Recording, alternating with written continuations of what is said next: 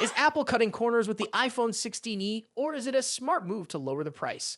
The latest iPhone 16e has arrived, bringing an affordable option to Apple's iPhone 16 series. It comes with a powerful A18 chip, a 48 megapixel camera, and a beautiful 6.1-inch Super Retina XVR display.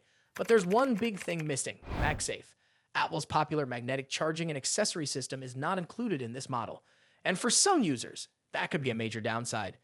MagSafe was first introduced with the iPhone 12 series, and since then, it has become an essential feature for many iPhone users. It allows easy wireless charging by snapping the charger onto the back of the phone.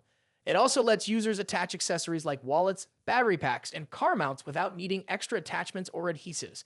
But if you buy the iPhone 16e, you won't get to use any of those features. So why did Apple remove it? The most likely reason is cost. The iPhone 16e is meant to be the cheapest model in the iPhone 16 series, starting at $599. Apple likely removed MagSafe as a way to keep the price lower. The question is, was it the right move? For some users, MagSafe is a small convenience that they can live without, but for others, it's a major part of their iPhone experience. If you already own MagSafe chargers and accessories, switching to the 16e means losing that seamless functionality. Instead, you'll have to rely on standard wireless charging, which is still supported at 15 watts, but it won't have the magnetic attachment that keeps it in place. There is a possible workaround: third-party cases that include a built-in MagSafe ring. These cases can allow some MagSafe accessories to work, but they won't fully replicate the built-in experience. So, if you rely heavily on MagSafe, the 16e may not be the best choice for you. Of course, there's more to a phone than just charging options. The iPhone 16e still offers a solid set of features. The 6.1-inch Super Retina XDR display delivers vibrant colors and sharp details. The A18 chip ensures smooth performance whether you're gaming, multitasking, or using demanding apps. The 48 megapixel main camera includes a 2x telephoto lens, allowing for high-quality zoomed-in shots.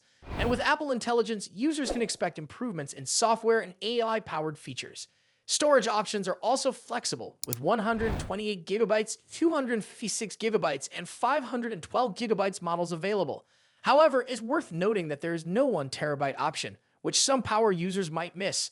One more thing to consider is the color selection. Unlike other iPhone models that come in multiple vibrant colors, the iPhone 16e is only available in black and white.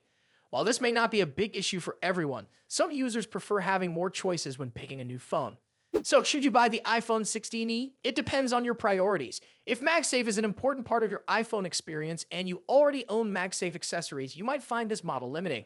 But if you're looking for a lower-cost iPhone that still delivers strong performance, a great display, and a solid camera, then the iPhone 16e could be a good option. What do you think? Is the lack of MagSafe a deal-breaker for you, or is it not a big deal? Let me know in the comments below, and if you enjoyed this video, don't forget to subscribe to the channel for more updates on the latest in tech. As always, thanks for watching, and I'll see you in the next video. Peace out.